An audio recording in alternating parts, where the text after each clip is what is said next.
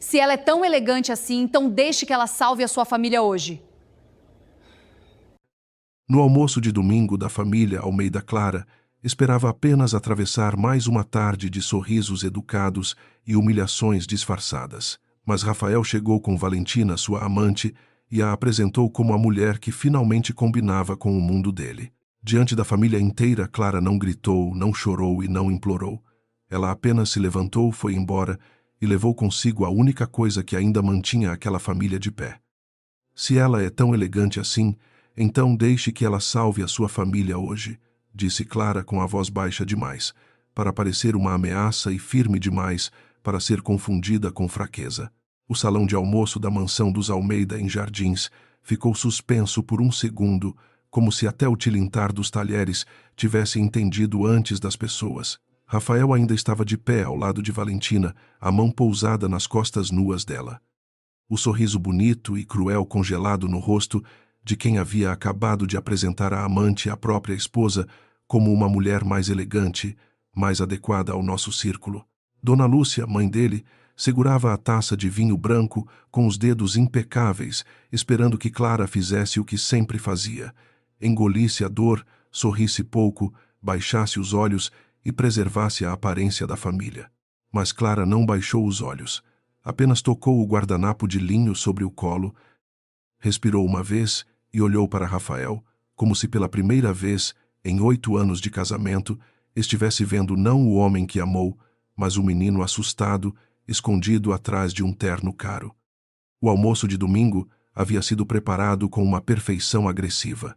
A mesa comprida de madeira escura importada estava coberta por porcelanas brancas, arranjos discretos de orquídeas e taças alinhadas com precisão militar. Do lado de fora, atrás das portas de vidro, a piscina refletia o céu claro de São Paulo, enquanto 2 funcionários se moviam em silêncio entre a cozinha e a sala, servindo arroz de forno, peixe grelhado, salada de palmito e pequenas xícaras de café que ninguém tocava de verdade. Clara chegara 20 minutos antes do horário, como sempre, usando um vestido azul marinho simples, sem brilho, sem decote, sem qualquer tentativa de vencer uma competição que ela nem sabia existir. Em sua bolsa havia um envelope bege grosso com o timbre de um escritório jurídico e uma pasta menor com documentos bancários. Rafael sabia que aquele almoço era importante para a família. Sabia que haveria uma conversa delicada depois da sobremesa. O que ele não sabia ou fingia não saber era que Clara também tinha sido convocada para aquela conversa.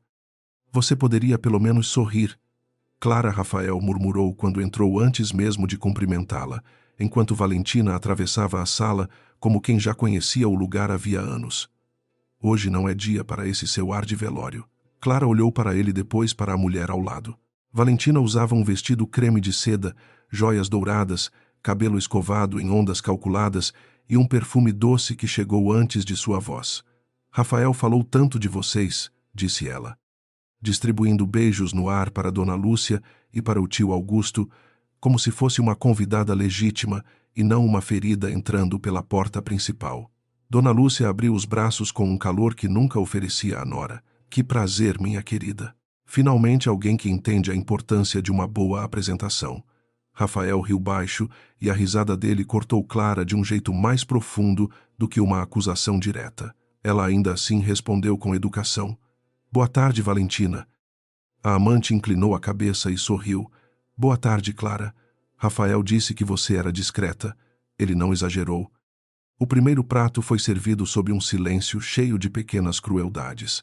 Dona Lúcia perguntou a Valentina sobre viagens, sobre galerias de arte, sobre restaurantes em Itaim Bibi e fins de semana em Angra dos Reis. Valentina respondia com frases ensaiadas, sempre olhando de canto, para Clara, sempre deixando escapar. Um detalhe que não era inocente. Rafael prefere mulheres que saibam circular sem constranger ninguém. Ou ele me disse que a vida social dele ficou muito limitada nos últimos anos. Clara ouvia sem tocar quase nada no prato. Quando seu celular vibrou dentro da bolsa, ela viu o nome de Maurício, gerente do banco, responsável pela reestruturação da Almeida. Participações. Não atendeu. Rafael percebeu o movimento e franziu a testa. Agora não, Clara. Pelo menos hoje tente estar presente. Ela desligou a tela devagar. Estou mais presente do que você imagina. Ele não gostou da resposta, mas estava muito ocupado encenando poder para questioná-la. Valentina encostou a mão no braço dele e disse suave: Amor, não seja duro. Algumas mulheres não nasceram para certos ambientes. Clara ergueu os olhos. Dona Lúcia sorriu com a boca, não com o rosto. Foi então que Rafael decidiu transformar a humilhação em discurso. Ele bateu levemente a faca contra a borda do prato, pedindo atenção como se fosse brindar. Eu sei que minha presença com Valentina pode causar algum desconforto. Começou olhando para Clara, apenas o suficiente para ferir sem parecer vulgar. Mas esta família precisa seguir em frente com maturidade. Existem pessoas que combinam com a vida, que construímos com os compromissos que temos, com os ambientes em que precisamos circular. Valentina tem uma elegância natural, uma leveza social, uma postura que sinceramente faz falta há muito tempo. O tio Augusto pigarreou desconfortável. Uma prima afastada de Rafael baixou os olhos para o prato. Dona Lúcia não interrompeu. Clara sentiu os dedos esfriarem, mas seu rosto permaneceu calmo.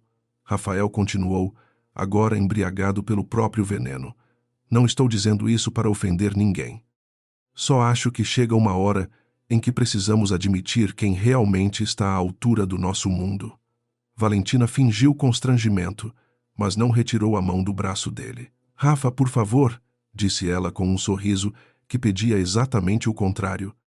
Clara se lembrou de outra mesa anos antes, menor e menos luxuosa, quando Rafael ainda não tinha motorista, nem relógio caro, nem medo de parecer comum.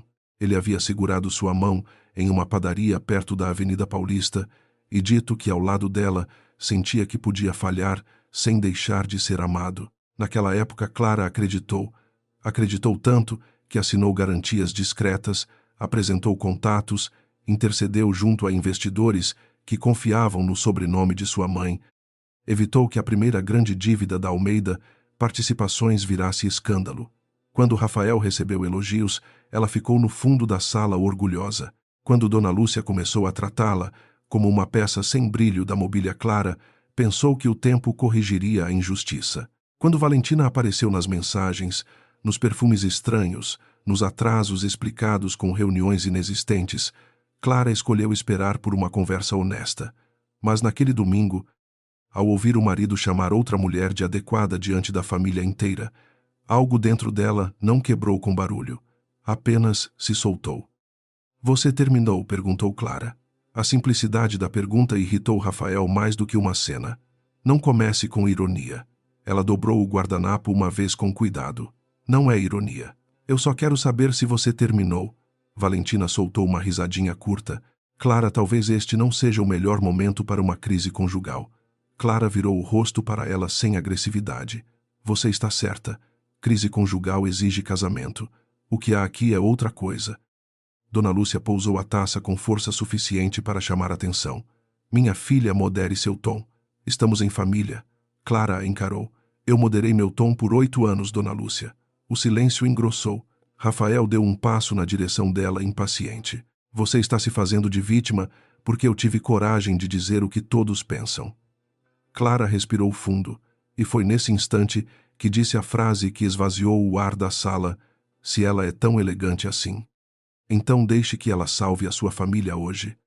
Ninguém entendeu de imediato, ou talvez alguns tenham entendido e preferido não demonstrar. O tio Augusto olhou para Clara de um jeito diferente, como se a peça que faltava em um quebra-cabeça acabasse de cair sobre a mesa. Dona Lúcia estreitou os olhos. Rafael riu seco, ofendido pela possibilidade de não compreender algo dentro da própria casa. Do que você está falando? Clara não respondeu. Abriu a bolsa, retirou o envelope bege e o colocou ao lado do prato sem empurrá-lo, para ninguém. Era um gesto pequeno, quase delicado, mas o som do papel tocando a madeira pareceu mais alto do que todos os insultos anteriores. Seu celular vibrou outra vez. Maurício. Dessa vez Clara apenas olhou para a tela e deixou tocar. Rafael viu o nome, mas não reconheceu de imediato. Valentina, incomodada por perder o centro da cena, inclinou-se para Rafael e sussurrou algo sobre mulheres dramáticas. Clara ouviu. Não importava mais. Clara, sente-se, ordenou Rafael agora sem a máscara de elegância. Nós ainda vamos conversar depois do almoço. Ela se levantou. Não rápido, não teatral, apenas se levantou como quem finalmente obedece a uma verdade interna. O vestido azul marinho caiu reto sobre seus joelhos. A aliança brilhou por um instante quando ela pegou a bolsa. Dona Lúcia ficou pálida de raiva. Você não vai sair desta mesa desse jeito. Não hoje. Clara olhou para a sogra com uma tristeza quase antiga. Hoje, principalmente. Rafael estendeu a mão para segurar seu pulso, mas parou antes de tocá-la. Talvez porque havia empregados perto da porta, talvez porque algo no olhar dela o avisou de que a mulher, que ele estava acostumado a interromper, não estava mais. Ali, você quer me envergonhar na frente da minha família? Ele perguntou. Clara respondeu sem elevar a voz. Não, Rafael, você fez isso sozinho. Ela caminhou para fora da sala levando apenas a bolsa e uma dignidade que ninguém naquela mesa tinha conseguido roubar. Ao passar pelo corredor, viu na parede a fotografia do casamento, ela sorrindo com um buquê de lírios. Rafael, jovem, bonito, olhando para a câmera, como quem acabava de conquistar o mundo. Por um segundo, Clara quase parou. Não por saudade daquele homem, mas pela mulher, que ela mesma havia sido uma mulher que confundia paciência com amor e silêncio com esperança. Atrás dela, na sala de almoço, as vozes começaram a subir. Valentina dizia que aquilo era chantagem emocional. Dona Lúcia exigia que Rafael fosse atrás da esposa. O tio Augusto murmurava que talvez fosse melhor abrir o envelope. Clara não olhou para trás. O segurança da entrada, Sebastião, abriu a porta principal, com um respeito que a família nunca lhe dava. A senhora quer que eu chame o carro, dona Clara? Ela assentiu. Por favor. A luz da tarde bateu em seu rosto pela primeira vez naquele dia. Ela conseguiu respirar. O carro preto ainda não havia encostado quando um Mercedes prata parou diante do portão da mansão. Dele desceu Maurício Vieira, gerente sênior do banco, acompanhado por uma mulher de blazer cinza e pasta de couro. Ambos estavam vestidos para uma reunião, não para um almoço familiar. Maurício viu Clara nos degraus da entrada e abriu um sorriso de alívio imediato que morreu ao perceber a expressão dela. Senhora Clara, desculpe insistir nas ligações. Nós fomos informados de que a reunião com a família Almeida seria logo após o almoço. O contrato de garantia precisa da sua confirmação presencial. Clara olhou para ele por alguns segundos. Dentro da casa, Rafael apareceu no corredor seguido por Dona Lúcia e Valentina. Maurício continuou, sem entender completamente a tensão. Sem a senhora não podemos avançar com a reestruturação. A frase atravessou o hall como um tiro sem sangue. Rafael parou no meio do caminho. Dona Lúcia apertou o encosto de uma poltrona. Valentina perdeu o sorriso. Que contrato? Perguntou Rafael, mas sua voz já não tinha a mesma arrogância. Maurício olhou dele para Clara constrangido. Doutor Rafael, a garantia principal do acordo foi apresentada pela senhora Clara Mendonça, com base nos ativos pessoais dela e na carta de compromisso assinada na semana passada. A reunião de hoje era para formalizar as condições finais com a família. Clara fechou os olhos por um instante ao ouvir seu nome de solteira. Mendonça, um nome que Rafael raramente usava. Como se a história dela antes dele fosse uma inconveniência. Dona Lúcia deu um passo à frente. Isso deve ser algum equívoco. Meu filho conduz as negociações da empresa. A mulher de blazer cinza respondeu com polidez cortante. Ele conduz parte das negociações operacionais. A garantia patrimonial não. O tio Augusto, atrás deles, já segurava o envelope aberto. O rosto dele havia perdido toda a cor. Rafael encarou Clara como se ela tivesse cometido uma traição por ser maior do que ele imaginava. Por que você não me contou? A pergunta saiu antes que ele percebesse o absurdo. Clara olhou para o marido e, pela primeira vez naquele domingo, havia uma sombra de cansaço em seus olhos. Eu contei, Rafael. Várias vezes. Você só escutava quando a minha ajuda vinha sem o meu nome. Ele abriu a boca, fechou, depois olhou para Valentina, como se esperasse dela alguma explicação impossível. Valentina se recompôs depressa, tocando o cabelo. Amor, isso não muda o que aconteceu lá dentro. Ela está usando dinheiro para manipular você. Clara quase sorriu, mas não havia humor. Não, Valentina. Eu usei meu dinheiro para proteger uma família que me chamava de peso. Manipular é fingir que veio a um almoço de domingo por amor, quando veio medir cortinas de uma casa que ainda nem era sua. O golpe foi limpo, baixo, sem grito. Valentina empalideceu. Maurício, percebendo que entrara em um território íntimo demais, pigarreou. Senhora Clara, podemos remarcar se preferir. Rafael reagiu como se a palavra remarcar fosse uma sentença de morte. Não, não precisa remarcar. Clara vai entrar. Nós vamos conversar e resolver isso como adultos. Clara desceu mais um degrau. O carro chegou silencioso, refletindo as colunas brancas da mansão. Adultos não apresentam amantes no almoço de família para humilhar a esposa antes de pedir que ela assine a salvação da empresa.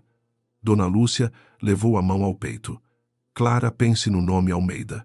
Clara virou-se para ela. Eu pensei no nome Almeida por anos. Hoje vou pensar no meu. Rafael deu 2 passos, a voz mais baixa, quase suplicante, mas ainda contaminada por orgulho. Você não vai destruir tudo por causa de uma frase. Clara o observou como se aquela fosse a prova final de que ele continuava sem entender. Não foi uma frase, foi uma vida inteira cabendo dentro dela.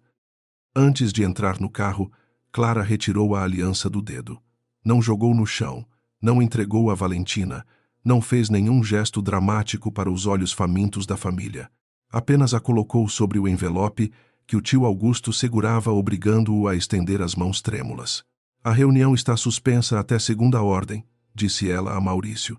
Meu advogado entrará em contato com as novas condições. O gerente assentiu profissional, mas havia respeito em seu olhar. Rafael ficou imóvel. Como se a mansão, os empregados, a amante, a mãe e o sobrenome tivessem se afastado dele ao mesmo tempo. Clara entrou no carro. Pela janela viu Valentina tentando segurar o braço de Rafael, mas ele não reagiu. Viu Dona Lúcia olhando para o envelope como se fosse uma cobra.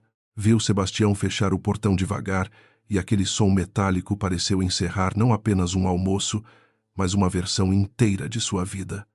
Enquanto o carro deixava a rua arborizada de jardins e seguia em direção à Avenida Paulista, Clara finalmente permitiu que a mão tremesse. Não chorou. Ainda não. Observou os prédios passarem pela janela, os cafés cheios, os motoboys costurando o trânsito, os casais caminhando como se o mundo não tivesse acabado, dentro de uma sala de almoço. Seu celular vibrou com uma sequência de mensagens de Rafael. Atende. Você entendeu errado. Não faça isso comigo. Clara leu apenas a última e bloqueou a tela. Comigo ele escrevera. Não conosco. Não com você. Comigo. Ela encostou a cabeça no banco e fechou os olhos. O silêncio que deixara para trás começava a fazer seu trabalho. Não era vingança, era consequência. E pela primeira vez em anos, Clara não estava tentando impedir que Rafael caísse.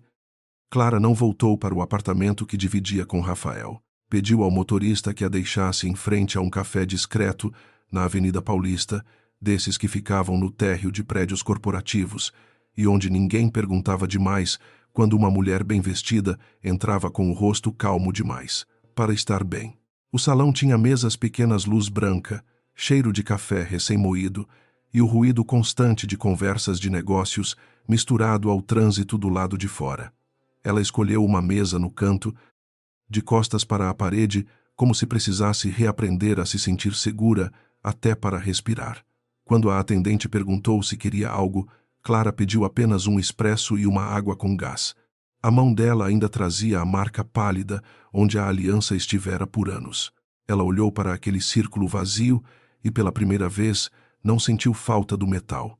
Sentiu falta da mulher que havia acreditado que aquele metal protegia alguma coisa. No banco de trás do carro, antes de chegar ao café, Clara havia recebido 17 mensagens. Rafael começou com ordens, passou por explicações e terminou em acusações. Você me expôs. Minha mãe está passando mal. Volte agora. Não use a empresa para me punir. Depois veio uma mensagem de Dona Lúcia mais fria e calculada. Clara, uma mulher de classe não abandona uma família em público. Clara quase respondeu que uma família de classe não apresenta uma amante à nora durante o almoço de domingo, mas apagou a frase antes de enviar. Não queria vencer por impulso. Queria pela primeira vez agir sem pedir permissão à própria dor. Quando Maurício ligou novamente, ela atendeu. A voz dele veio cuidadosa. Senhora Clara, lamento pelo constrangimento. O banco pode suspender a reunião até que sua posição seja formalizada. Clara olhou pela janela para a fila de carros na avenida e respondeu: suspenda, e registre que nenhuma condição será mantida sem revisão jurídica independente. Do outro lado, houve uma pausa respeitosa. Entendido, senhora. Enquanto isso, na mansão dos Almeida, o luxo parecia ter perdido a capacidade de esconder o pânico. A mesa continuava posta, mas ninguém comia. O peixe esfriava nos pratos, o vinho ficara ácido, e Valentina, ainda sentada em si, bladusácil, ainda da cadeira vazia, de Rafael tentava parecer ofendida em vez de assustada. Dona Lúcia andava de um lado para outro no salão segurando o envelope, como se o papel tivesse insultado sua linhagem. Como você não sabia? Ela perguntou ao filho pela terceira vez. Rafael estava perto da janela, o celular na mão, os olhos fixos nas mensagens que Clara não respondia. Eu sabia que ela tinha alguns contatos. Não sabia que era isso. O tio Augusto soltou uma risada sem humor. Alguns contatos, Rafael. A reestruturação inteira foi aceita, porque o banco confiou nos ativos Mendonça. Você assinava a parte bonita. Ela sustentava o risco. Valentina cruzou as pernas irritada. Vocês estão exagerando. Se ela quisesse ajudar de verdade, não teria feito esse teatro. Augusto virou-se para ela com uma paciência mortal. Minha querida, o teatro começou quando você entrou pela porta. Rafael odiou ouvir aquilo, mas odiou mais ainda não ter resposta. Durante anos ele aceitara a ajuda de Clara, como quem aceitava água em um copo que julgava seu. Ela mencionava reuniões, contratos, ligações com antigos conhecidos da família dela, e ele sempre transformava tudo em detalhe doméstico. Quando a Almeida Participações quase perdeu um empreendimento em Santos, Clara sugerira um investidor. Quando a dívida com fornecedores ameaçou virar manchete em uma coluna de negócios, Clara indicara um advogado discreto. Quando Dona Lúcia queria reformar a casa para receber possíveis parceiros, Clara vendera uma aplicação pessoal e dissera que era melhor não comentar até o caixa se reorganizar. Rafael lembrava de tudo agora, mas as lembranças vinham distorcidas por vergonha. Na época, ele chamara aquilo de apoio conjugal. Agora o envelope aberto sobre a mesa dizia outro nome: dependência. E era isso que o destruía por dentro. Não era só perder dinheiro. Era descobrir que sua superioridade tinha sido financiada pela mulher que ele humilhou. No café, a advogada de Clara chegou sem pressa aparente, mas com os olhos de quem já conhecia metade da tempestade. Helena Prado era uma mulher de 40 e poucos anos, cabelo preso, terninho claro e uma calma que não pedia licença. Sentou-se diante de Clara, colocou uma pasta sobre a mesa e, antes de falar de documentos, perguntou: ele tocou em você? Clara negou com a cabeça. Não. Tentou mandar como sempre. Helena respirou fundo. Então vamos lidar com o resto. Clara apoiou as mãos na xícara de café. Eu não quero destruir a empresa. A advogada a observou com atenção.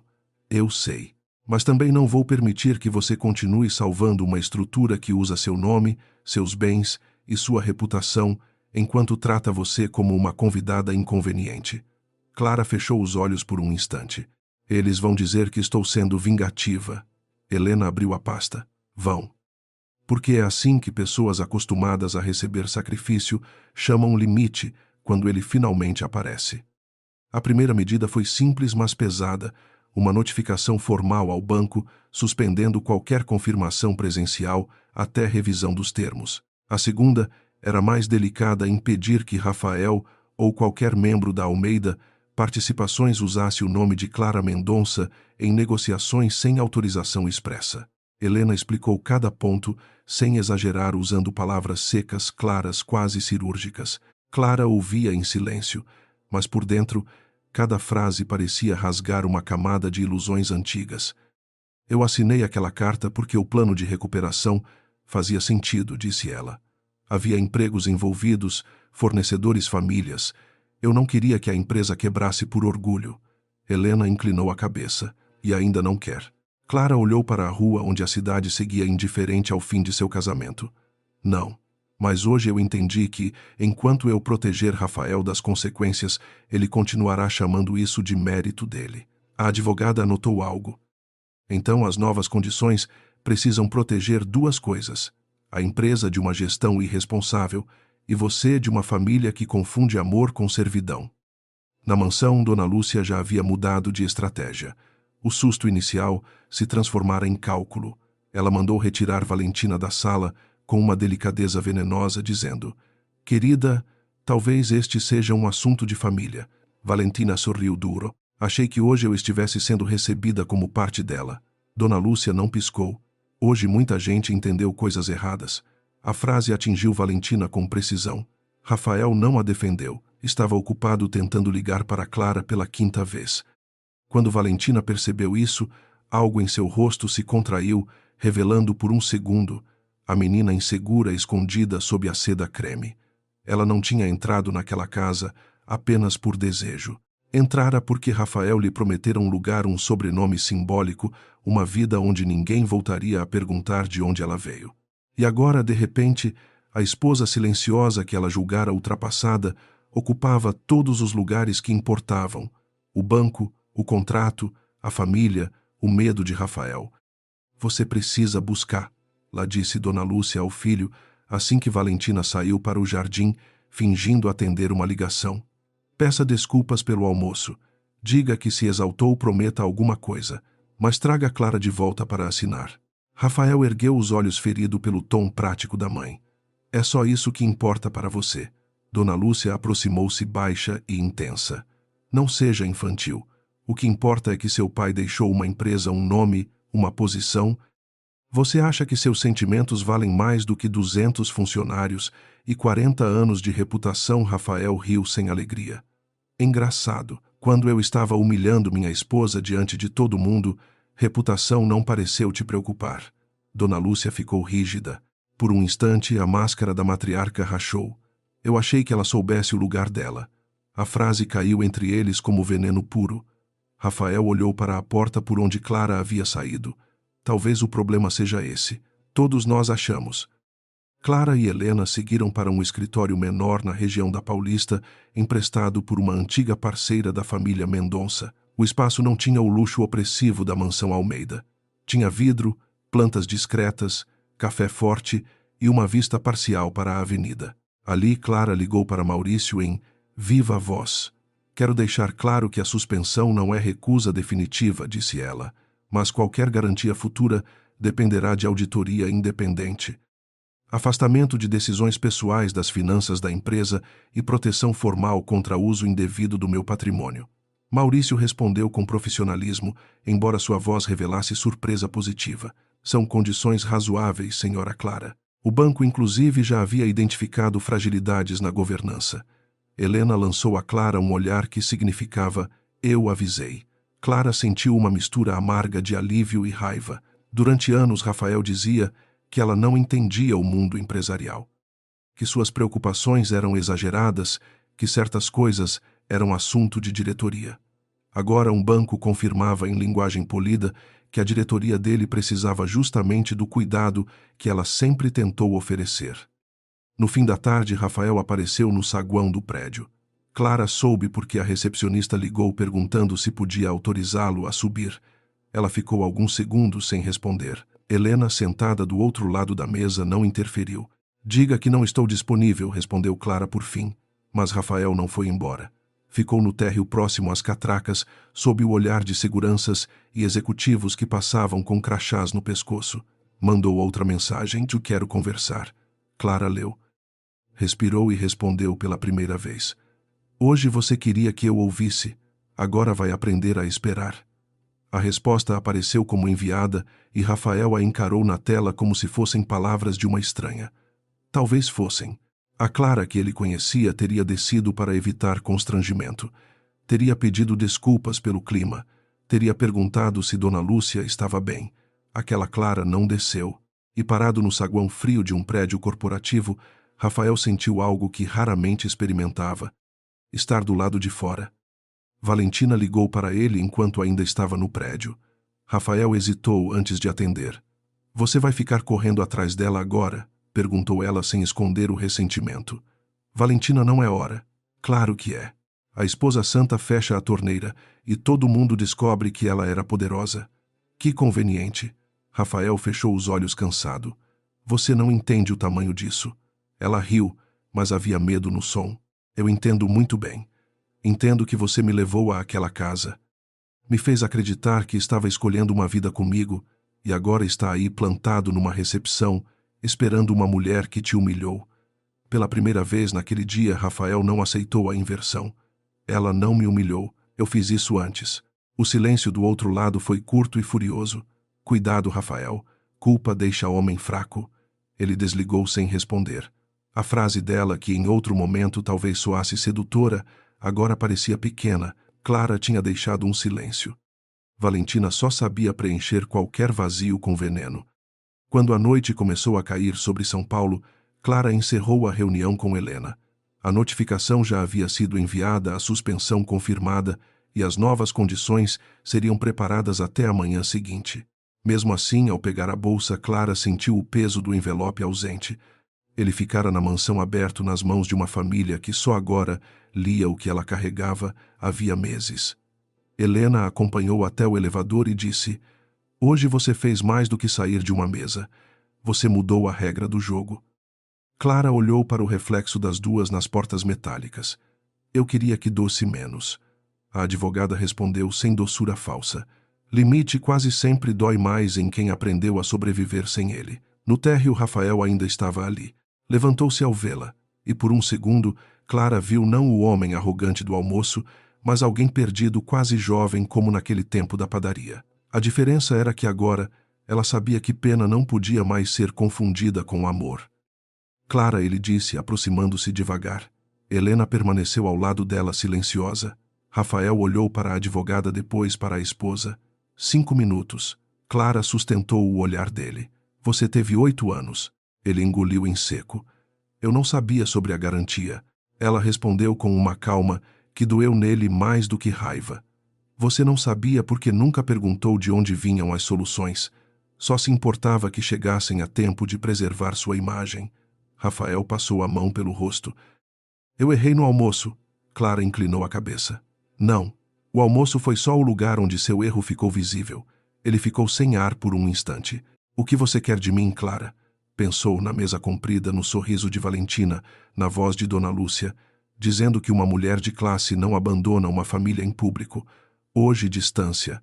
Amanhã, documentos. Depois disso, talvez verdade. Rafael olhou para ela como se a palavra verdade fosse um idioma que ele havia esquecido. Clara saiu do prédio sem permitir que ele a acompanhasse até o carro. Rafael ficou sob a marquise, vendo-a partir pela segunda vez, no mesmo dia agora, sem o choque do almoço para protegê-lo da compreensão. A cidade acendeu suas luzes ao redor, indiferente à queda silenciosa de um homem acostumado a ser centro de todas as decisões. No banco traseiro, Clara finalmente recebeu uma mensagem de Dona Lúcia. "Podemos conversar como mulheres civilizadas." Clara leu e guardou o celular. Não era hora de responder. Ela olhou pela janela para a Avenida Paulista iluminada, sentindo a exaustão chegar como uma onda lenta. Tinha suspendido a garantia, enfrentado o banco recusado Rafael, mas ainda havia uma parte dela que chorava pela mesa de domingo, que nunca existiu. Aquela onde ela teria sido apresentada com orgulho, não substituída com elegância falsa. O carro seguiu pela noite e Clara entendeu que o silêncio deixado na mansão não era o fim da história. Era apenas o primeiro aviso.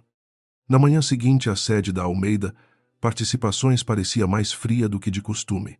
O prédio de vidro na Faria Lima refletia um céu pálido sobre São Paulo e os funcionários atravessavam o saguão com aquela pressa silenciosa de quem já sentira o cheiro de crise antes mesmo de ler qualquer comunicado oficial. Rafael chegou cedo, sem gravata, os olhos marcados por uma noite mal dormida e o celular ainda cheio de mensagens não respondidas.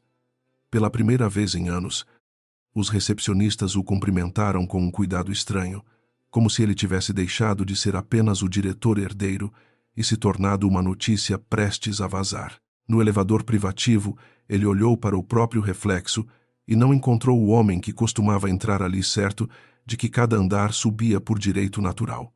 Encontrou alguém cercado por perguntas. Quem havia salvado a empresa? Quem sabia? Quantas vezes Clara estivera naquela mesma avenida, resolvendo problemas que ele chamava de detalhes. A resposta veio antes da primeira reunião. Sobre sua mesa havia 3 pastas antigas deixadas por Augusto ainda de madrugada. Cada uma carregava cópias de operações que Rafael lembrava como vitórias pessoais, a renegociação com fornecedores de Santos, a extensão de crédito para um empreendimento em Campinas, a carta de conforto usada para tranquilizar um investidor estrangeiro. Em todas, no canto onde ele raramente prestara atenção, aparecia uma assinatura firme, Clara Mendonça. Não Clara Almeida. Mendonça. O nome dela antes dele. O nome que ele apagava em convites, em apresentações, em conversas de família, como se a esposa tivesse começado a existir no dia em que entrou na casa dos Almeida. Rafael passou os dedos pela primeira assinatura e sentiu uma vergonha seca subir pela garganta. Lembrou-se dela chegando tarde de reuniões que ele não perguntava sobre, dizendo apenas resolvia aquilo com o advogado, enquanto ele respondia: ótimo. Amor sem levantar os olhos do notebook. Não era ignorância, era comodidade. E comodidade, percebeu tarde demais, também podia ser uma forma de crueldade. Valentina chegou ao escritório pouco depois das 10, sem avisar, atravessando o corredor executivo, como se ainda tivesse direito ao espetáculo prometido no domingo. Vestia preto, usava óculos escuros grandes demais para um ambiente fechado e carregava uma bolsa vermelha que chamava mais atenção do que convinha. A secretária tentou barrá-la, mas Rafael, exausto, mandou deixá-la entrar. Você sumiu ontem, ela disse, antes mesmo que a porta fechasse. Eu estava tentando entender o que aconteceu. Valentina tirou os óculos, revelando olhos irritados, não tristes. O que aconteceu é simples. Sua esposa te manipulou. Sua mãe entrou em pânico. E agora todo mundo quer fingir que eu sou o problema. Rafael apoiou as mãos na mesa. Você entrou na casa da minha família sabendo que Clara estaria lá. Ela ergueu o queixo. Você me levou. A frase era verdadeira, e justamente por isso ele não respondeu de imediato. Valentina percebeu a abertura e avançou. Você queria que eles me vissem. Queria provar que tinha escolhido alguém à altura. Não coloque isso só em mim agora porque descobriu que a mulher quietinha tinha dinheiro. Rafael fechou uma das pastas com força. Não fale dela assim. Valentina riu incrédula. Agora não posso falar. Ontem você falou por quase 10 minutos diante da família inteira. O golpe o atingiu porque não vinha de amor, vinha de precisão. Ele havia usado Valentina para ferir Clara e agora se indignava ao ouvir a ferida repetida por outra boca. Eu errei, disse ele baixo. Valentina ficou parada, como se aquelas 3 palavras fossem uma traição maior que qualquer casamento. Você está com pena dela. Rafael levantou os olhos. Estou começando a ter vergonha de mim. O rosto de Valentina endureceu. Por trás da maquiagem impecável havia medo. Vergonha não paga dívida, Rafael. Vergonha não mantém sobrenome em coluna social. Vergonha não segura banco. Ele a observou e, pela primeira vez, viu com clareza o que antes confundia com sofisticação. Valentina não amava sua força. Amava a promessa de abrigo que ela imaginava existir nele. Mas o abrigo estava rachando. Enquanto Rafael descobria documentos que deveria ter lido anos antes, Clara recebia Dona Lúcia em um pequeno escritório alugado por Helena Prado, numa rua lateral próxima à Paulista. A matriarca chegou vestida de bege pérolas no pescoço, cabelo impecável, carregando uma bolsa estruturada como se fosse uma armadura. Recusou café, recusou água e recusou sentar até Clara. Se sentar primeiro, talvez para não parecer menor naquele território que não controlava. Eu vim sem Rafael, disse Dona Lúcia. Achei que uma conversa entre nós duas seria mais produtiva. Clara juntou as mãos sobre a mesa. Produtiva para quem? A sogra apertou os lábios. Você está magoada, eu entendo. O almoço foi desagradável. Clara respirou devagar. Desagradável é comida fria. Aquilo foi humilhação. Dona Lúcia desviou os olhos por um segundo, mas logo recuperou a postura. Famílias passam por momentos difíceis. Mulheres inteligentes sabem preservar o que importa. Clara a encarou com calma. Eu preservei por tempo demais algo que só importava quando precisava de mim. Dona Lúcia, então, fez o que sempre soube fazer. Transformou culpa em obrigação. Falou dos funcionários que dependiam da empresa dos fornecedores do nome Almeida construído pelo marido falecido da imprensa de negócios, que adoraria devorar um escândalo familiar. Falou de Rafael como se ele ainda fosse um menino pressionado demais, um herdeiro que precisava de compreensão, não de consequência. Em nenhum momento falou da dor de Clara. Em nenhum momento disse desculpa. Você sabe que ele não quis te destruir, afirmou com voz baixa. Clara sentiu uma tristeza sem surpresa. Não. Ele só quis me diminuir o suficiente para caber na mentira que vocês contam sobre mim. Dona Lúcia se inclinou para a frente. E qual mentira seria essa? Clara abriu uma gaveta, tirou uma cópia de relatórios antigos e colocou sobre a mesa. Que eu sou a mulher simples, que Rafael sustentou, que eu não entendo de negócios, que entrei nesta família para subir de vida. Que eu deveria agradecer por ter um lugar à mesa, mesmo quando vocês serviam desprezo no prato principal. Pela primeira vez, Dona Lúcia perdeu a resposta pronta. Seus olhos pousaram nas cópias, reconheceram datas, valores, operações. Clara não precisava explicar tudo. A matriarca sabia o suficiente para entender que cada folha era uma pedra retirada da fachada perfeita dos Almeida. Você guardou isso para nos ameaçar? Perguntou ela, tentando recuperar terreno. Clara negou. Guardei, porque Helena me ensinou que generosidade sem registro vira abuso documentado por quem conta melhor a história. Dona Lúcia apertou a bolsa no colo. Você fala como se tivesse sido uma vítima indefesa. Clara sentiu a palavra vítima tocar uma parte antiga de si, mas não aceitou o lugar que a sogra tentava lhe entregar. Não fui indefesa. Fui cúmplice do meu próprio apagamento. Essa é a parte que me cabe. A parte de vocês foi se aproveitar disso. O silêncio que se seguiu não tinha a mesma força do almoço, mas era mais profundo. Nele, Dona Lúcia entendeu que não estava diante de uma nora ofendida tentando castigar o marido. Estava diante de uma mulher que havia parado de pedir permissão para existir. No início da tarde, Rafael teve uma reunião com 2 diretores e Augusto para avaliar o impacto da suspensão. A sala de reuniões com vista para a Faria Lima e cafés servidos em xícaras pequenas parecia cenário de normalidade, mas os números na tela eram impiedosos. Sem a garantia de Clara, o banco não liberaria a linha nos termos negociados. Sem a linha, pagamentos seriam atrasados. Com atrasos, fornecedores ficariam nervosos. Com fornecedores nervosos, a imprensa poderia farejar fragilidade. Um dos diretores, homem cuidadoso que raramente contrariava a família, disse com voz baixa: Rafael, precisamos reconhecer que a senhora Clara era uma peça estrutural da proposta. Rafael odiou a palavra era. Ela ainda pode ser. Augusto o encarou. Não se você continuar tratando essa história como birra conjugal. A frase abriu uma ferida. Rafael levantou-se, foi até a janela e olhou a cidade abaixo. Eu não sabia que estava tão fundo. Augusto respondeu sem piedade. Você não sabia porque todos nós ganhávamos alguma coisa com o silêncio dela. Essa honestidade tardia irritou Rafael quase tanto quanto o aliviou. Você sabia? Perguntou, virando-se para o tio. Augusto não desviou. Sabia de partes. O bastante para desconfiar do resto. Rafael deu um passo em sua direção e nunca me disse. O tio riu sem alegria. Você queria ouvir. Clara mencionava uma reunião e você dizia que ela estava tentando se sentir importante. Ela sugeria revisar uma cláusula e você dizia que assunto de diretoria não era jantar de casal. Sua mãe dizia que Clara não tinha traquejo. Valentina dizia que Clara não combinava com você e você preferiu todos que confirmavam sua vaidade.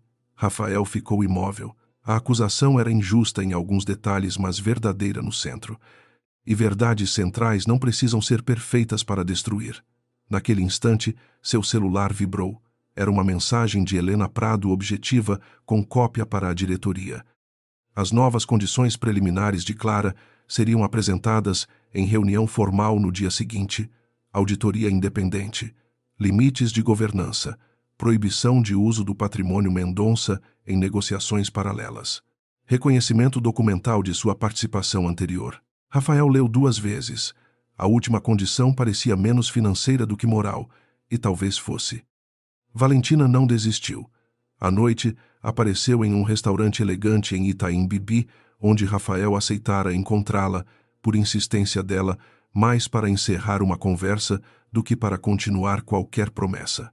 O lugar era discreto, cheio de executivos, falando baixo garçons, movendo-se entre mesas com vinhos caros e pratos pequenos.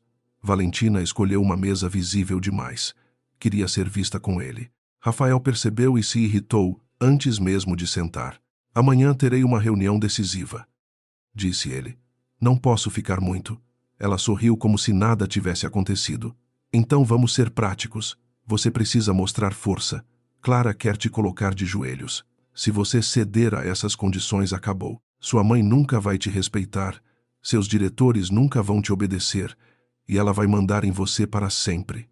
Rafael olhou para a taça de água. As condições dela protegem a empresa. Valentina inclinou-se venenosa. Protegem ela. Não seja ingênuo.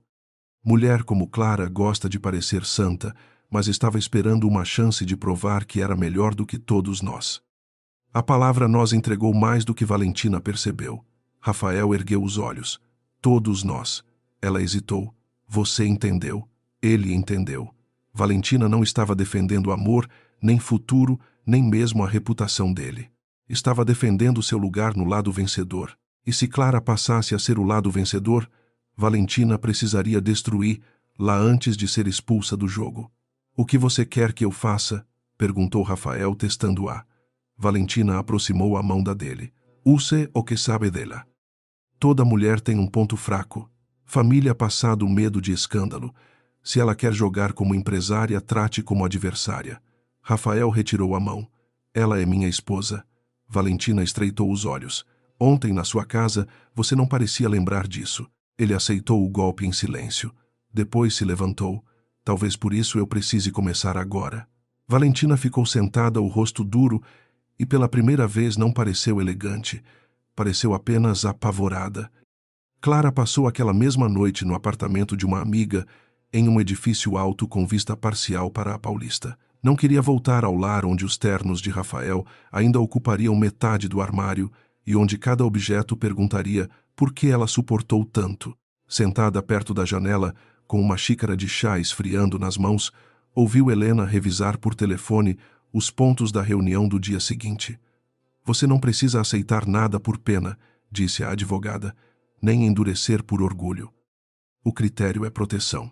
Clara observou as luzes da cidade e pensou no Rafael jovem da padaria, no homem do almoço, no desconhecido que ficara no saguão esperando 5 minutos e, se ele mudar, perguntou odiando a vulnerabilidade da própria voz. Helena ficou em silêncio por um instante. Então, a mudança dele terá de sobreviver à sua liberdade, não ao seu sacrifício. Clara fechou os olhos.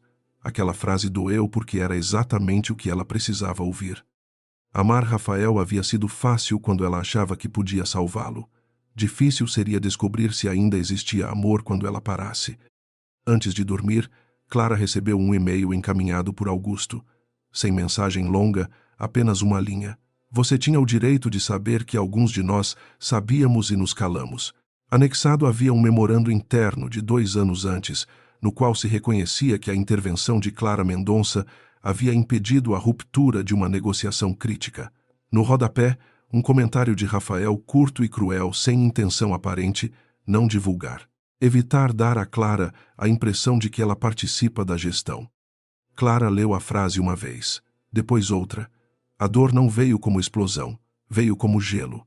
Ela não sabia se Rafael havia escrito aquilo por vaidade, por medo, por influência da mãe ou por simples descuido. Não importava tanto quanto deveria. O resultado era o mesmo. Ele não apenas ignorara sua ajuda, ele a mantivera do lado de fora de propósito. Clara fechou o notebook devagar, e a decisão que ainda tremia dentro dela se tornou mais firme. A reunião do dia seguinte não seria sobre salvar uma empresa, seria sobre impedir que sua vida continuasse sendo administrada por quem a chamava de acessório. Naquela madrugada, Rafael também não dormiu. Voltou sozinho ao apartamento que dividia com Clara e encontrou o silêncio dela em cada cômodo. O livro aberto sobre a mesa lateral, o casaco leve no encosto da cadeira, a caneca azul que ela usava nas manhãs de segunda. Tudo parecia acusá-lo, sem dizer uma palavra. No closet, o lado dela estava quase intacto, mas a ausência da aliança sobre a penteadeira fazia o espaço parecer abandonado. Rafael sentou-se na beira da cama e abriu no celular o memorando que Augusto encaminhara também para ele. Leu seu próprio comentário antigo e sentiu náusea. Lembrou-se vagamente daquele dia, Clara perguntando se poderia participar da reunião seguinte, ele cansado, irritado, dizendo que não queria confundir papéis. Confundir papéis. Como se esposa significasse presença decorativa e amante significasse elegância social. Como se ele tivesse transformado todas as mulheres ao redor em funções para proteger o próprio medo de fracassar. Pela primeira vez, Rafael não tentou se absolver. Apenas apagou a luz, ficou sentado no escuro e entendeu que no dia seguinte, talvez Clara não estivesse vindo para negociar com ele. Talvez estivesse vindo para se despedir da versão dele que ela havia amado. A reunião foi marcada para as 10 da manhã, na sala mais alta da Almeida. Participações onde a vista da Faria Lima costumava servir como argumento silencioso de poder. A mesa oval brilhava sob luzes frias. As xícaras pequenas de café estavam alinhadas ao lado de copos d'água, e as pastas de couro repousavam diante de cada cadeira, como se papel pudesse devolver dignidade a quem a havia perdido. Dona Lúcia chegou primeiro vestida de azul escuro, com um colar de pérolas que parecia mais rígido do que seu pescoço. Augusto veio em seguida sério, evitando qualquer tentativa de conversa. 2 diretores já aguardavam com semblantes cautelosos. Maurício Vieira, pelo banco, sentou-se à direita, acompanhado da consultora jurídica de blazer cinza. Rafael entrou por último entre os Almeida, mas não se sentou na ponta da mesa. Parou atrás da cadeira vazia reservada a Clara e olhou para a cidade através do vidro. Pela primeira vez. Aquela sala parecia grande demais para a confiança dele. Clara chegou pontualmente acompanhada de Helena Prado. Não usava roupas de batalha. Escolheu um conjunto branco, simples, de corte impecável, sem joias chamativas, sem maquiagem pesada, sem qualquer tentativa de parecer mais rica, mais ferida ou mais poderosa do que era. O silêncio que a acompanhou ao entrar foi diferente do silêncio do almoço. No domingo esperavam que ela se encolhesse. Naquela manhã, todos esperavam que ela decidisse o destino deles. Rafael se levantou assim que a viu, mas não disse seu nome. Talvez porque qualquer palavra pessoal soasse pequena demais diante daquelas testemunhas. Dona Lúcia tentou controlar a cena com um sorriso. Clara, que bom que você veio. Tenho certeza de que todos aqui desejam resolver isso da maneira mais elegante possível. Clara pousou a pasta sobre a mesa e sentou-se devagar. Elegância, Dona Lúcia, não é fingir que nada aconteceu. É não transformar a verdade em espetáculo. A frase atravessou a mesa sem volume, mas ninguém tomou café depois dela.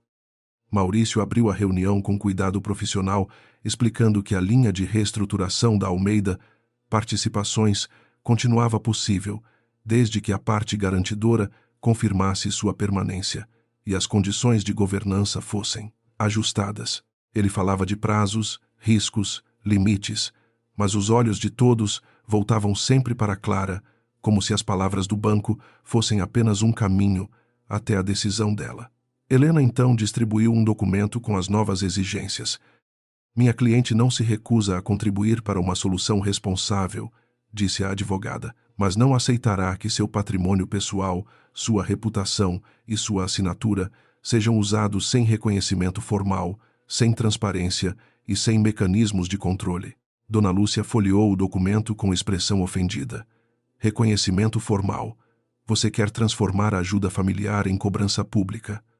Clara olhou para ela. Não. Quero impedir que a ajuda familiar continue sendo apagada em privado e usada em público. Rafael baixou os olhos para a cópia diante dele. A primeira página trazia o nome completo dela, Clara Helena Mendonça.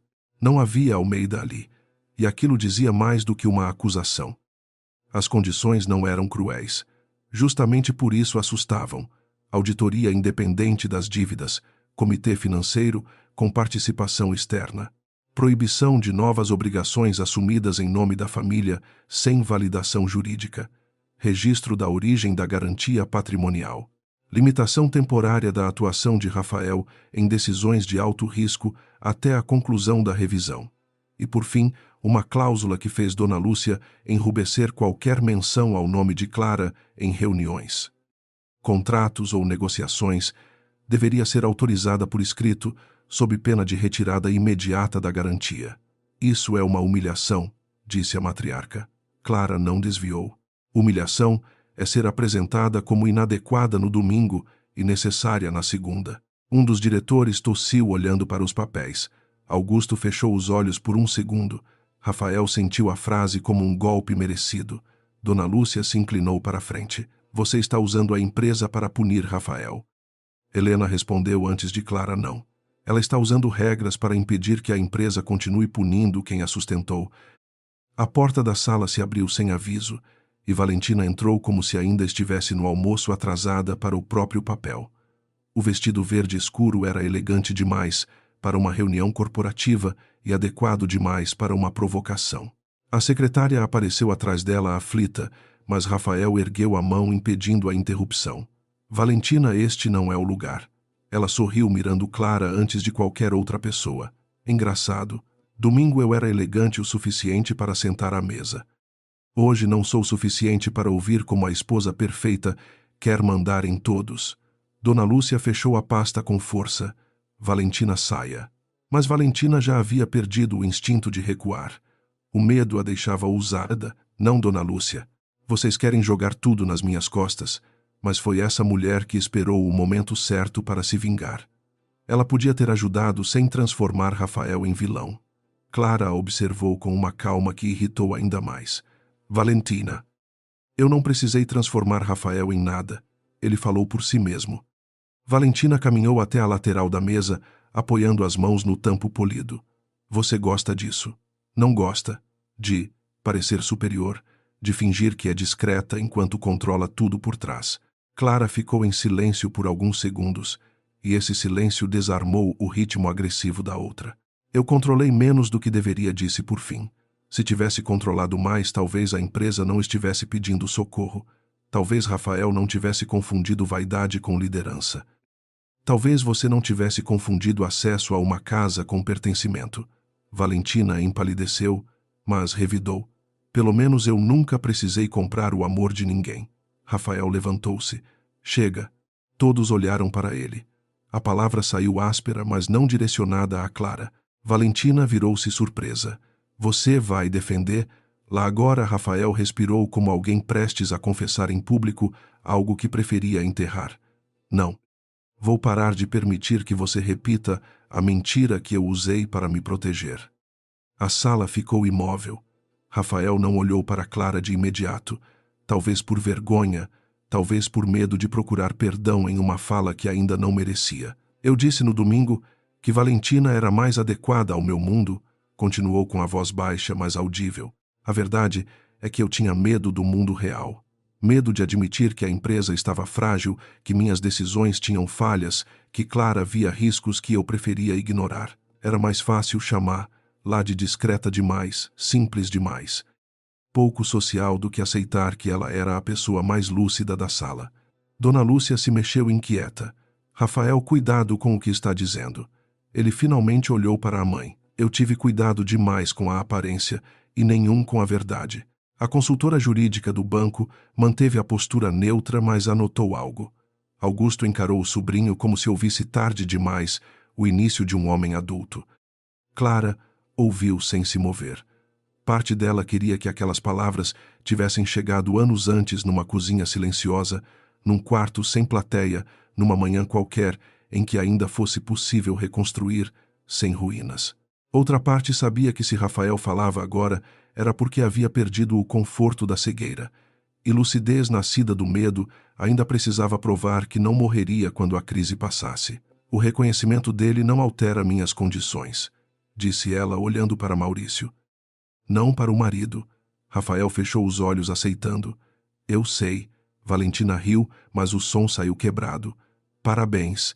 Ela te colocou de joelhos e você ainda agradece. Rafael virou-se para ela não com raiva, mas com uma tristeza dura. Não, Valentina. Eu me coloquei de joelhos no dia em que precisei humilhar minha esposa para me sentir grande. A frase destruiu o último pedaço de teatro que a amante ainda segurava. Dona Lúcia tentou recuperar o controle pelo caminho que conhecia melhor a culpa. Clara, pense nos funcionários. Pense no que uma manchete faria com famílias que dependem desta empresa. Você sempre se mostrou uma mulher sensata. Não deixe uma ferida pessoal contaminar uma responsabilidade maior. Clara apoiou as mãos sobre o documento. A senhora está certa em uma coisa. Há famílias que dependem desta empresa. Por isso, minhas condições existem. Porque a irresponsabilidade emocional de uma família não pode continuar decidindo o futuro financeiro de tantas outras. Maurício interveio com voz serena. Do ponto de vista do banco, as condições propostas fortalecem a operação, não a enfraquecem. A frase retirou de Dona Lúcia o último argumento técnico. Restava apenas orgulho e o que você quer em troca, Clara. Um pedido público de desculpas, uma cadeira no conselho, o sobrenome Mendonça acima do Almeida. Clara olhou para ela com um cansaço profundo. Eu quero nunca mais precisar ser diminuída para que vocês se sintam seguros. Helena então apontou para a última página. Há também uma comunicação interna a ser enviada aos diretores e às áreas financeiras, corrigindo o histórico de participação da senhora Clara Mendonça nas operações anteriores. Não haverá espetáculo externo, a menos que a própria empresa force a versão falsa para fora. Augusto assentiu. Isso é justo. Dona Lúcia lançou-lhe um olhar furioso. Justo. Você vai entregar nossa intimidade empresarial. Assim, Augusto respondeu cansado. Nossa intimidade empresarial já está nas mãos dela há anos. A diferença é que ela teve mais decência do que nós. Rafael assinou primeiro o aceite preliminar das condições de governança, mesmo sabendo que sua própria atuação seria limitada. O som da caneta riscando o papel foi pequeno, mas para ele pareceu a queda de uma coroa invisível. Ao terminar, empurrou o documento para os diretores. Façam o que precisa ser feito. Dona Lúcia ficou parada, como se esperasse que alguém a salvasse da realidade. Ninguém salvou. Valentina percebeu antes de todos que a reunião já não tinha lugar para ela. O homem que prometera elevá-la estava assinando sua própria redução de poder diante da esposa. A família que ela sonhara impressionara via agora como um risco social. A mulher que ela tentou humilhar não a atacou e justamente por isso a deixou sem papel. Vocês vão se arrepender, disse ela pegando a bolsa. Clara não respondeu. Dona Lúcia não a chamou de querida. Rafael apenas falou Valentina. Eu sinto muito pelo que te prometi sem ter o direito de prometer. Ela parou na porta. Você sente muito por mim ou por ela? Rafael olhou para Clara, depois para os documentos. Hoje eu sinto vergonha por todas as pessoas que usei para fugir de mim. Valentina não soube o que fazer com uma resposta que não a colocava no centro. Saiu batendo a porta, mas até o barulho pareceu menor do que ela desejava. Quando restaram apenas os envolvidos na negociação, Clara finalmente falou diretamente com Rafael. Você entende que isso não conserta o que aconteceu? Ele assentiu. Entendo. Entende que eu não estou voltando para casa hoje? A garganta dele se moveu. Entendo. Dona Lúcia inspirou com indignação, mas Rafael ergueu a mão para impedir a mãe. Clara continuou. Entende que se eu mantiver, a garantia será porque a empresa precisa de uma chance responsável. Não porque nosso casamento merece ser salvo. Automaticamente, Rafael demorou 1 segundo a responder. O velho Rafael teria feito um discurso, teria pedido tempo, teria tentado transformar a dor dela em obstáculo a ser vencido. O homem diante dela apenas disse, entendo, e vou assinar mesmo assim. Clara sentiu o impacto dessas palavras em uma parte vulnerável que ainda existia. Não era perdão, não era reconciliação. Era a primeira ação dele que não exigia recompensa imediata.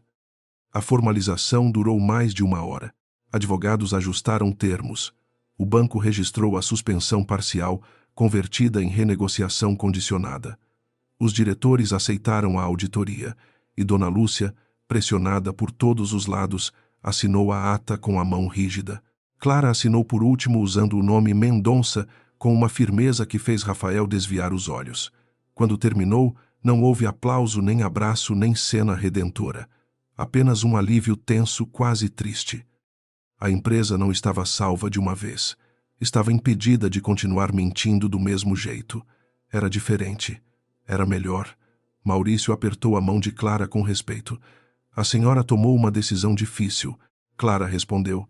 Difícil foi demorar tanto. Helena recolheu as cópias satisfeita, sem sorrir demais. Do lado de fora da sala, a vida corporativa seguia. Telefones tocavam, elevadores, subiam assistentes, imprimiam documentos. Poucos sabiam que naquela manhã, uma família havia perdido o direito de chamar abuso de tradição. No corredor, Rafael alcançou Clara antes que ela entrasse no elevador. Manteve distância como se finalmente entendesse que proximidade também precisava de permissão. Clara. Ela parou sem apertar o botão.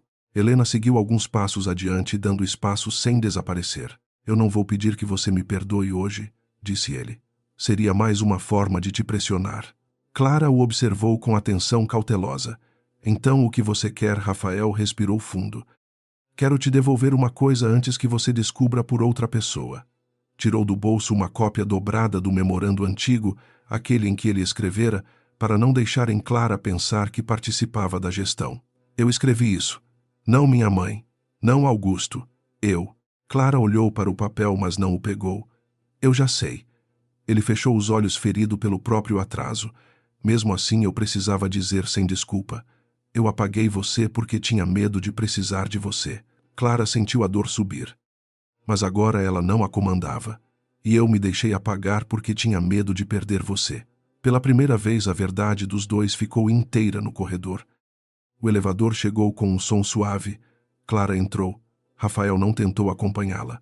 Antes que as portas se fechassem, ela disse: A reunião de hoje salvou a empresa de vocês por enquanto. Não salvou nós dois. Rafael assentiu e a aceitação dele doeu mais do que qualquer promessa. Eu sei. As portas se fecharam entre eles, refletindo por um instante o rosto de Clara ao lado do próprio nome invisível que ela acabava de recuperar. No térreo, ao atravessar o saguão, ela viu Valentina do lado de fora do prédio, falando ao telefone com gestos duros, provavelmente tentando transformar derrota em versão. Clara passou sem olhar muito. Não precisava vencer aquela mulher. Valentina já havia perdido o que buscava, a ilusão de que elegância podia substituir caráter.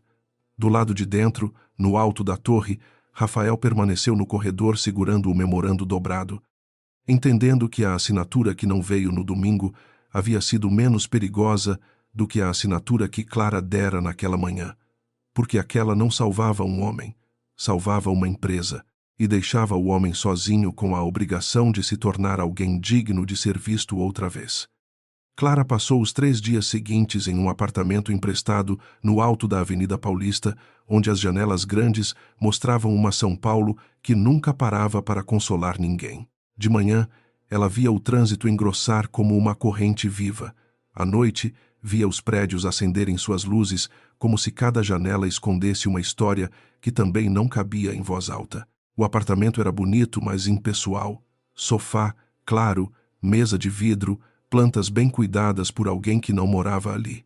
Ainda assim, era o primeiro lugar em anos onde Clara acordava sem medir o próprio silêncio para não incomodar Rafael, sem pensar se Dona Lúcia interpretaria sua roupa como simples demais, sem esperar que um celular esquecido revelasse mais uma mentira. Ela bebia café sozinha, respondia e-mails com Helena, lia relatórios da auditoria independente e às vezes colocava a mão onde a aliança estivera. A marca já quase desaparecera. O hábito não. A Almeida Participações não desabou. Talvez essa tenha sido a primeira lição dolorosa para todos eles. A empresa podia sobreviver sem a mentira, desde que aceitasse perder parte do orgulho. A auditoria encontrou decisões ruins, contratos mal amarrados, favores familiares disfarçados de estratégia e uma dependência perigosa da imagem pessoal de Rafael. Nada era irrecuperável, mas nada podia continuar como antes. Dona Lúcia foi afastada das decisões financeiras informais que controlava nos bastidores oficialmente por reorganização de governança. Extraoficialmente, porque até os diretores mais leais entenderam que a vaidade dela custava caro demais. Augusto assumiu uma função temporária de transição. Rafael aceitou a limitação de poder sem contestar publicamente, e isso causou mais murmúrios do que uma explosão teria causado. No mundo elegante das empresas familiares de São Paulo, Uma confissão silenciosa às vezes gritava mais do que um escândalo. Valentina desapareceu primeiro dos corredores, depois das conversas, depois das fotos. Tentou insinuar a conhecidos que havia sido enganada por Rafael, que Clara era fria e calculista, que a família Almeida havia usado sua imagem para provocar uma reação da esposa. Mas versões frágeis não sobrevivem quando não há mais palco. Sem Rafael, ao lado sem Dona Lúcia, chamando-a de querida sem almoço, de domingo para ocupar, Valentina descobriu que elegância emprestada não comprava pertencimento. Uma semana depois enviou a Rafael uma última mensagem.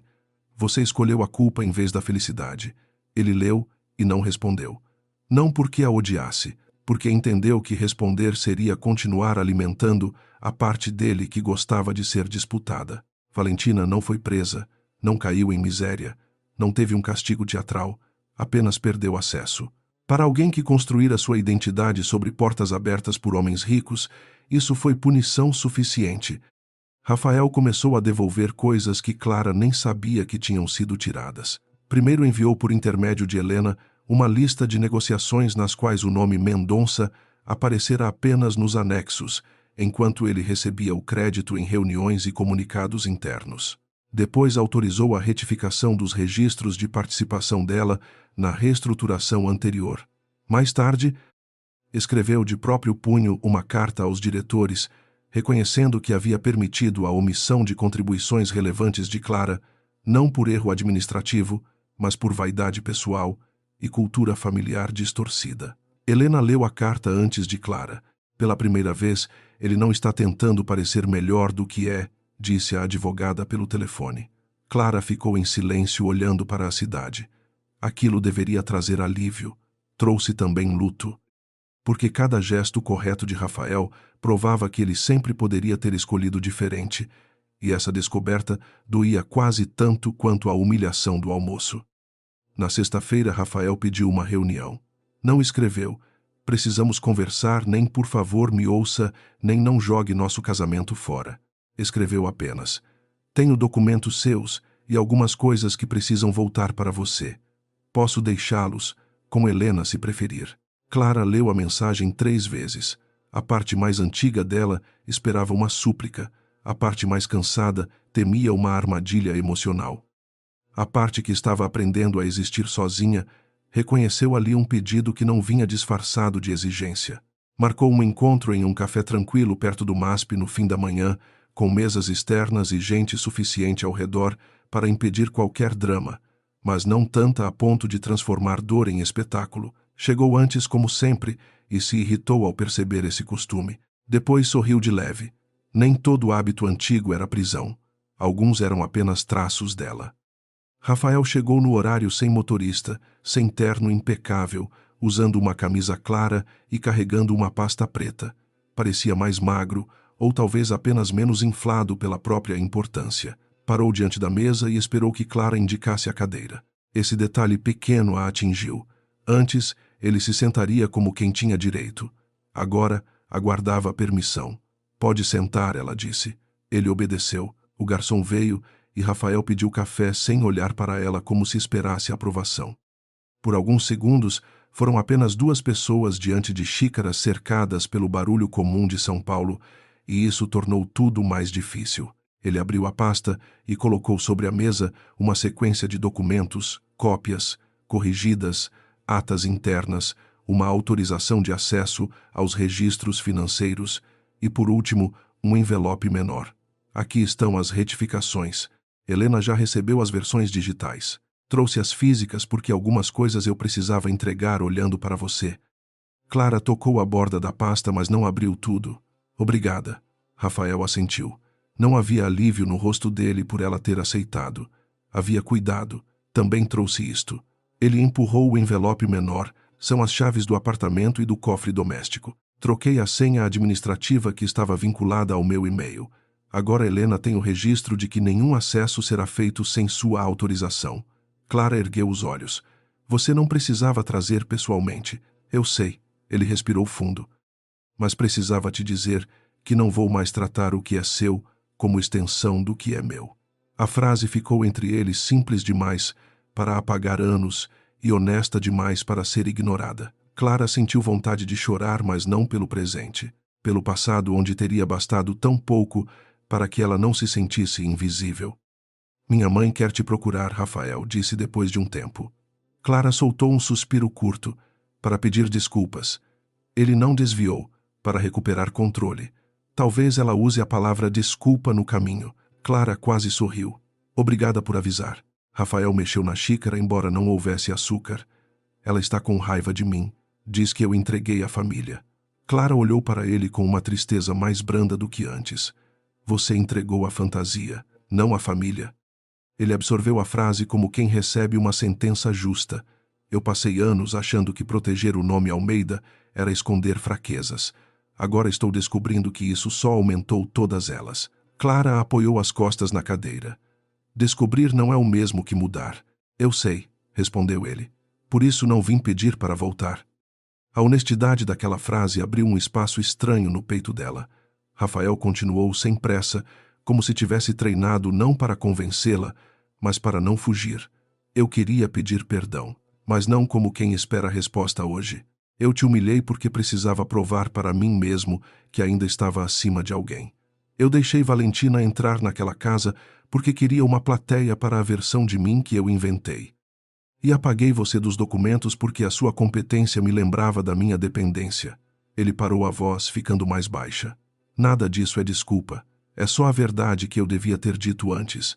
Clara olhou para as pessoas passando na calçada, para um casal rindo com sacolas de livraria, para um homem falando alto ao telefone sobre reunião. A vida seguia indiferente à raridade de um homem rico admitir vergonha em plena luz do dia. Eu também tenho a minha verdade, disse ela.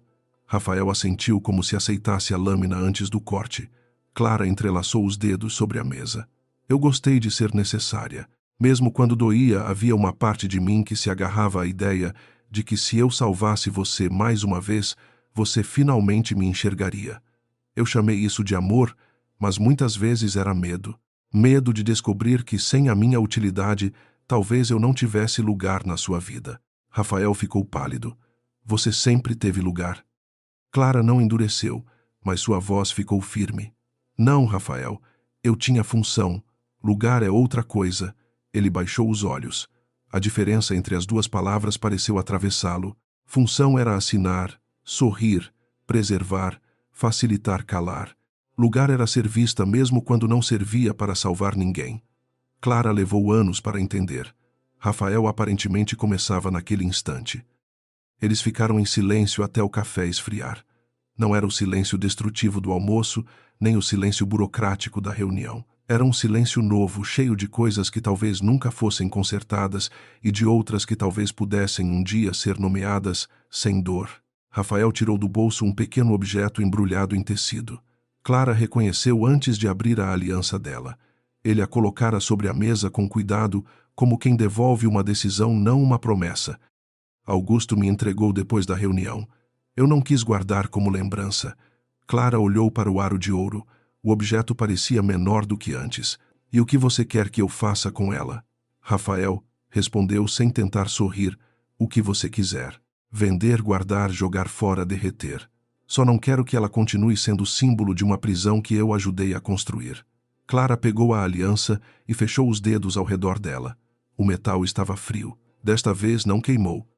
No fim do encontro, Rafael se levantou primeiro, mas não foi embora. Posso te perguntar uma coisa? Clara assentiu. Há alguma chance de um dia você me deixar tentar te conhecer de novo? Não como esposa, não como garantia, não como parte do meu sobrenome, como Clara. Ela demorou a responder. A pergunta era bonita e justamente por isso perigosa. Mulheres feridas também precisam desconfiar de frases bonitas. Talvez, disse ela por fim, mas esse talvez não é uma promessa. É apenas uma porta que eu não estou trancando hoje. Rafael aceitou como se fosse mais do que merecia. Eu entendo. Clara pegou a pasta, levantou-se e acrescentou. E essa porta não se abre com flores, culpa ou discursos. Abre com tempo, com coerência, com respeito quando ninguém está olhando. Rafael concordou. Então é por aí que eu começo. Clara saiu sem beijo, sem abraço, sem olhar para trás no primeiro instante. mas ao atravessar a calçada, viu o reflexo dele na vitrine parado, deixando-a ir. 2 meses depois, a Almeida Participações já não era a mesma. A auditoria trouxe cortes necessários, renegociações honestas e uma comunicação interna que finalmente reconheceu a participação de Clara Mendonça nas operações de recuperação. Alguns diretores se incomodaram, outros respiraram aliviados. Dona Lúcia passou a frequentar menos a sede e mais almoços sociais, onde tentava parecer acima do acontecido, mas a cidade dos negócios tinha memória suficiente para notar ausências. Rafael cumpriu o que assinou, aceitou supervisão, devolveu créditos, recusou convites onde Valentina ainda tentava circular e, mais importante, parou de procurar Clara sempre que sentia saudade.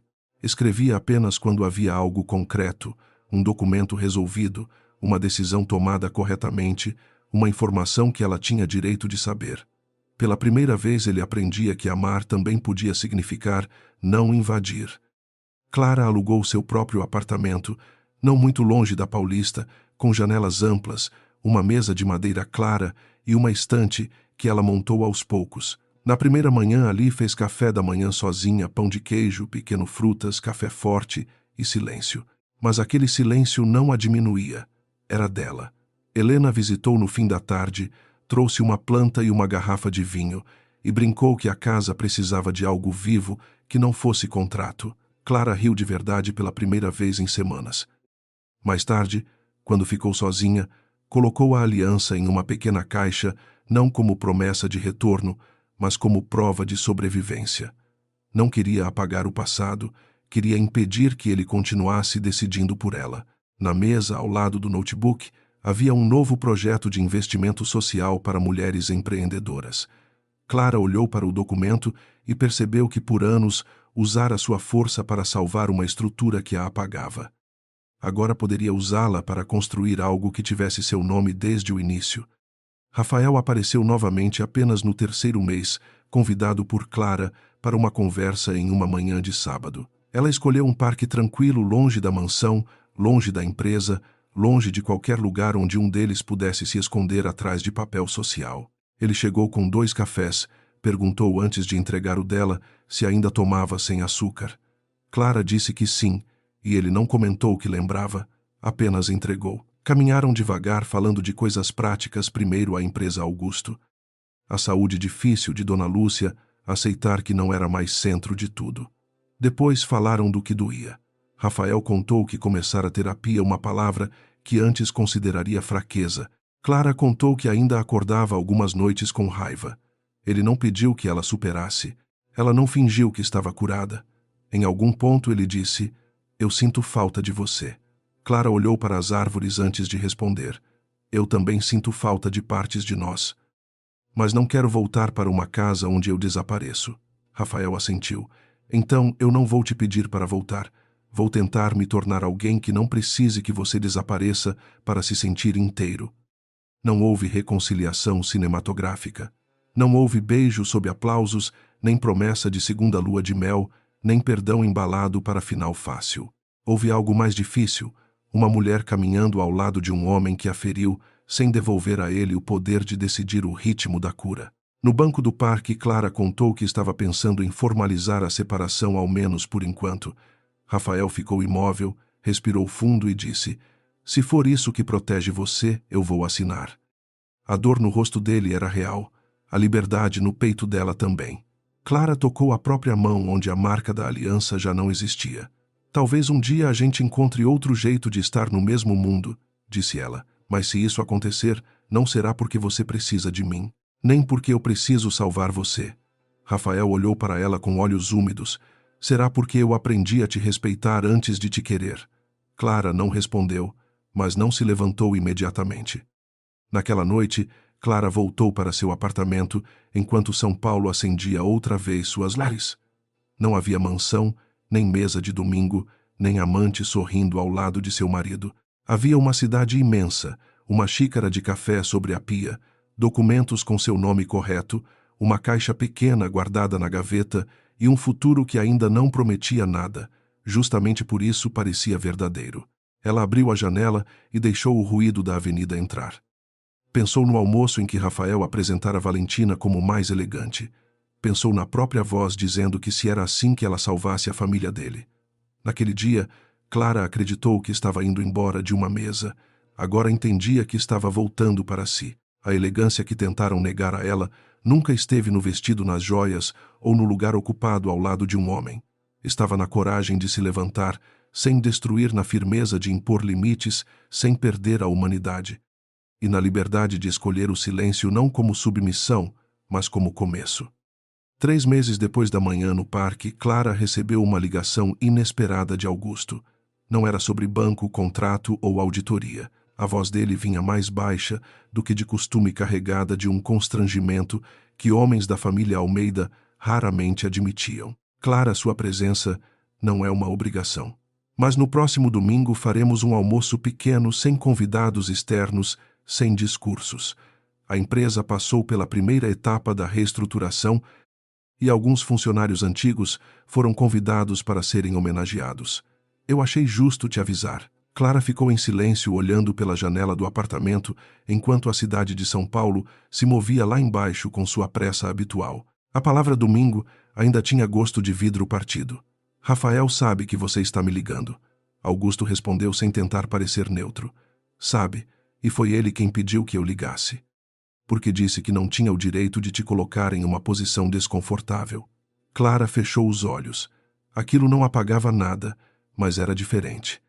No domingo, ela chegou à sede reformada da Almeida Participações, usando um vestido claro, simples e nenhum símbolo que pudesse ser confundido com reconciliação. Não era a esposa voltando ao lugar antigo. Era Clara Mendonça entrando em um espaço onde seu nome, enfim, não precisava ser escondido. O almoço não foi na mansão de Jardins, mas em um salão reservado da própria empresa, com mesas menores, flores discretas e funcionários que conheciam a história pela metade. Como quase sempre acontece em ambientes corporativos, Rafael estava perto da entrada conversando com um gerente antigo. Quando viu Clara, não sorriu como dono da cena. Apenas se aproximou e disse: "Obrigado por vir." Ela respondeu: "Vim pelos funcionários. E por mim." Ele assentiu. "Eu sei." Essa pequena frase, sem defesa, sem tentativa de posse, fez Clara sentir que talvez algumas mudanças não precisassem ser anunciadas para existir. Dona Lúcia também estava lá, mais silenciosa, menos cercada de admiradores, ainda impecável, mas com uma rigidez diferente. Não a rigidez de quem manda, e sim de quem perdeu a certeza de ser obedecida. Ao ver Clara, aproximou-se com cautela. "Clara." O nome veio sem o antigo tom de correção. Clara a encarou com educação. Dona Lúcia respirou fundo. "Eu ensaiei muitas frases. Algumas soavam bonitas demais para serem verdadeiras. Então vou dizer apenas uma. Eu errei quando confundi a sua descrição com falta de valor." Clara não respondeu imediatamente. Observou aquela mulher que durante anos transformara a tradição em arma e delicadeza em cobrança. "A senhora errou também quando achou que pedir silêncio era o mesmo que pedir união", disse Clara. Dona Lúcia aceitou o golpe sem levantar o queixo. Sim, não houve abraço, não houve perdão completo, mas houve uma verdade dita sem maquiagem, e naquele salão isso já era quase revolucionário. Durante o almoço, Clara percebeu algo que a surpreendeu: ninguém ocupava o lugar central. Não havia uma cadeira reservada para a mulher mais elegante, nem para a matriarca, nem para Rafael. As mesas estavam distribuídas de forma simples, misturando diretores, funcionários antigos, equipe administrativa e familiares. Uma senhora chamada Marlene, que trabalhava no financeiro desde a época do pai de Rafael, foi chamada para receber uma homenagem. Com os olhos marejados, contou como a empresa quase perdera o rumo nos últimos anos, mas também como a nova fase parecia menos vaidosa e mais responsável. "Empresa não é sobrenome na parede", disse ela, segurando o microfone com as 2 mãos. "Empresa é gente que volta para casa no fim do dia, esperando que amanhã ainda exista trabalho." Clara sentiu aquela frase tocar exatamente o motivo pelo qual aceitara manter a garantia, não por Rafael, não pelos Almeida, mas por pessoas que nunca tinham sentado naquela mesa de domingo e ainda assim pagariam a conta dos erros dela se tudo ruísse. Rafael falou pouco. Quando chegou sua vez, não fez discurso grandioso, apenas reconheceu publicamente que a reestruturação só havia sido possível porque a empresa aceitara corrigir falhas de governança e porque Clara Mendonça impusera limites que deveriam ter existido desde o início. Ao ouvir seu nome, Clara manteve o rosto calmo, mas por dentro algo se moveu. Não era orgulho ferido sendo alimentado. Era uma parte apagada de sua história voltando ao lugar certo. Rafael olhou para ela apenas uma vez, sem pedir aplauso, sem buscar aprovação. Durante muito tempo ele disse: "Eu achei que liderança fosse sustentar uma imagem. Hoje estou aprendendo que liderança começa quando a gente para de esconder aquilo que tem vergonha de admitir." A sala ficou quieta. Alguns entenderam o suficiente, outros não precisavam entender tudo. Clara bebeu um gole de água e pensou que aquela talvez fosse a primeira fala pública de Rafael, que não tentava parecer maior do que ele era. Depois do almoço, Clara saiu para a varanda do salão, onde se via um pedaço da cidade entre prédios altos e reflexos de vidro. Rafael veio alguns minutos depois, mantendo distância. "Posso ficar aqui?" perguntou. Clara assentiu. Eles ficaram lado a lado, sem se tocar. Durante muito tempo, aquele silêncio teria sido usado para esconder ressentimento. Agora parecia apenas um espaço seguro entre duas pessoas que ainda aprendiam a falar sem ferir. "Minha mãe perguntou se você um dia voltaria a um almoço de domingo na mansão", disse Rafael. Clara soltou uma risada curta, sem alegria amarga. "E o que você respondeu?" Ele olhou para a cidade. Que talvez a pergunta certa fosse se algum dia aquela casa mereceria receber você de novo. Clara virou o rosto para ele. Aquela resposta não era suficiente para reconstruir um casamento, mas era suficiente para mostrar que Rafael já não confundia retorno com obrigação. "Eu ainda não sei o que fazer com nós dois", ela admitiu. Rafael assentiu. "Eu também não, mas estou tentando não transformar essa dúvida em pressão." Clara apoiou as mãos no parapeito. "Por muito tempo eu achei que amar alguém significava ficar até a pessoa perceber meu valor." Rafael ficou em silêncio, e ela continuou. "Agora eu acho que amor nenhum deveria exigir que a gente desapareça primeiro." Ele respirou fundo. "Eu fiz você desaparecer." Clara não suavizou. "Fez, e eu permiti por medo. Essa é a parte que ainda estou curando." Rafael olhou para ela com uma tristeza limpa. "Eu queria ter sido melhor antes de te perder." Clara demorou a responder. "Talvez você tenha perdido a esposa que aceitava ficar calada. A mulher que sobrou ainda está decidindo quem pode se aproximar." Pela primeira vez em muito tempo, Rafael sorriu sem querer vencer. "Então eu espero. Não como castigo, como respeito." Clara não disse que sim nem que não. Apenas ficou ali mais alguns minutos, e naquele fim de tarde, isso bastou. Quando foi embora, Clara não saiu ferida como no primeiro domingo. Também não saiu completamente curada. Saiu inteira o bastante para não confundir ausência de dor com amor, nem arrependimento alheio com destino. No carro olhou para a mensagem de Helena, perguntando se tudo tinha corrido bem. Clara respondeu: "Correu com verdade. Já é muito." Depois guardou o celular e viu São Paulo passar pela janela imensa e imperfeita, cheia de recomeços que não pediam licença. Ela ainda não sabia se um dia voltaria a amar Rafael sem medo. Não sabia se a casa de jardins deixaria de parecer uma sala onde seu silêncio foi explorado, mas sabia algo que antes não sabia: o lugar dela nunca foi dado por um marido, por uma família ou por uma mesa bem posta. O lugar dela era onde sua voz pudesse existir sem pedir desculpas. Esta história tem valor educativo e de entretenimento porque fala sobre autoestima, limites emocionais e respeito dentro de relacionamentos familiares e conjugais. Ela mostra que uma pessoa pode ser discreta, silenciosa e generosa sem ser fraca. Clara não vence porque grita mais alto, nem porque humilha os outros de volta. Ela vence porque entende que continuar salvando quem a despreza também é uma forma de abandonar a si mesma. A narrativa também ensina que aparência não é caráter. Valentina é apresentada como mais elegante, mas sua elegância depende de status, validação e acesso ao poder. Clara, por outro lado, demonstra uma elegância mais profunda, a capacidade de sair de uma situação humilhante sem perder a dignidade, impor condições justas e não destruir uma empresa apenas para se vingar de uma família que a feriu. A história entretém por meio de drama familiar, romance ferido, tensão empresarial e reviravoltas emocionais. O público acompanha a queda de Rafael não apenas como punição, mas como processo de consciência. Ele precisa descobrir que humilhar alguém para se sentir superior é sinal de fraqueza, não de poder.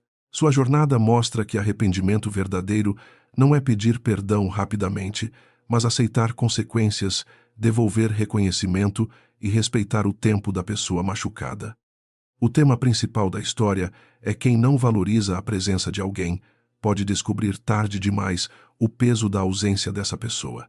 É uma história sobre traição, orgulho, casamento, família e dinheiro.